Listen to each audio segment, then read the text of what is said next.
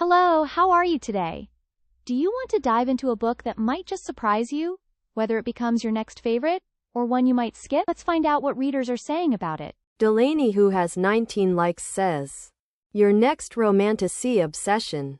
This book was the perfect blend of romance and fantasy, with one aspect never overpowering the other. I absolutely love this first book in the series, and I know the story will only become more exciting as we get deeper into the world in the following books.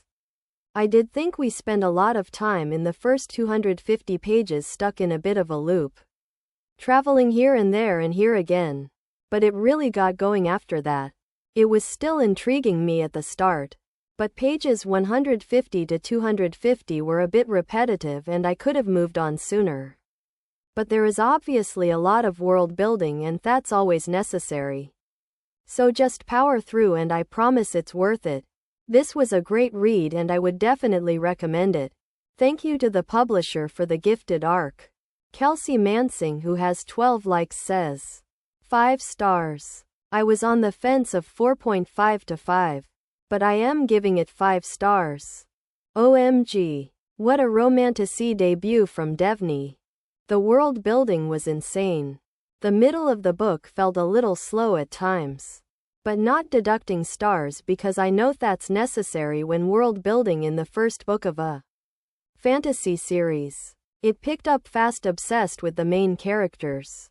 The slow burn was real but worth the wait. We want more spice next time though. So many twists, I did see one coming and guessed it early on, but it still kept me guessing because I couldn't understand how it was possible. But once they revealed it, it all made sense. But I did not see the biggest twist coming. And the ending absolutely wrecked me to my core. It was chaotic and badass and gut-wrenching. Literally. I have so many questions though. Like, when is the second book coming out? Thank you for the arc, Red Tower." Michaela's book Nook, who has 16 likes, says, 5 stars. This was epic. What a wild ride with beautiful world building that keeps you turning the page and monsters and mysteries you are dying to know more about. An epic fantasy debut for Devney. The places we visit are epic and described so beautifully. The monsters, creepy and give the chills. I loved this book. The plot twists kept coming, and the ending was so good. Cannot wait to see what comes next.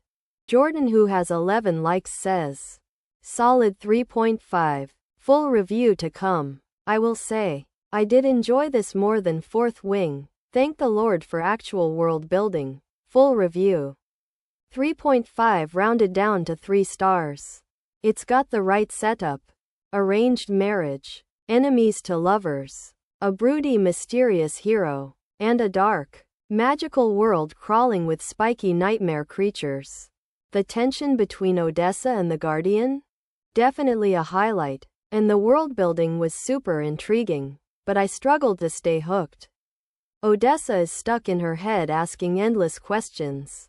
Like, so many questions. And the pacing dragged for a good chunk of the book. Then the ending came in hot with twist after twist that felt more chaotic than impactful. Lovers of the Empyrean series will probably be all over this. Sadly, that's not me, but there's potential here. I am mildly curious to see where it goes in book 2, but I am hoping for more plot. Less overthinking. Page in Print, who has 10 likes, says, Shield of Sparrows by Devney Perry is magic on paper. Devney Perry's transition from romance to romantasy felt natural and effortless. Everything you love about Devney's writing is present in this story, with the added element of it being set in a very accessible fantasy world. Shield of Sparrows was a romance-forward story with palpable tension, heartfelt friendships, and a beautifully personal growth storyline for our FMC. In addition, the world Devney has created truly feels one of a kind. Despite the fantasy elements being easy to understand, the story and conflict remained complex.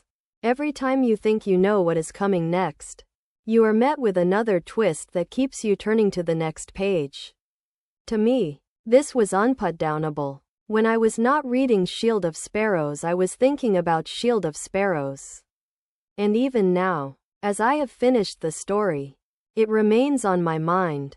Samantha Brentmore brought this story to life with a phenomenal first-person single-POV narration performance. She was able to perfectly embody each character and provide another level of connection to the story.